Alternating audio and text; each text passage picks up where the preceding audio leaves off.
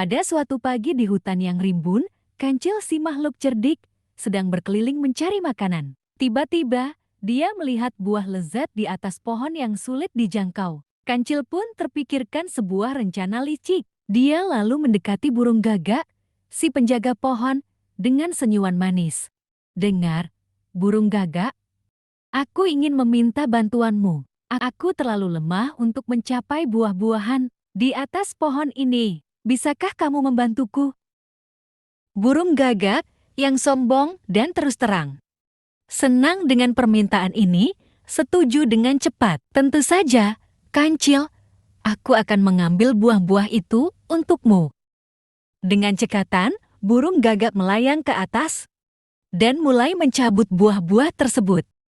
Namun, tiba-tiba Kancil memanfaatkan kesempatan ini.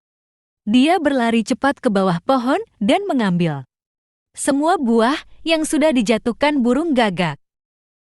Ketika burung gagak turun, dia terkejut melihat Kancil tengah menikmati buah-buah yang telah diambilnya. "Hei, apa yang kau lakukan, Kancil?" protes burung gagak. Dengan senyum kemenangan, Kancil menjawab, "Terima kasih atas bantuannya, burung gagak. Sekarang aku punya buah-buah lezat ini. Berkat kerja sama kita." Burung gagak tersadar bahwa dia telah tertipu oleh Kancil. Dari saat itu, dia belajar untuk tidak mudah terpengaruh oleh rayuan dan selalu waspada terhadap niat orang lain.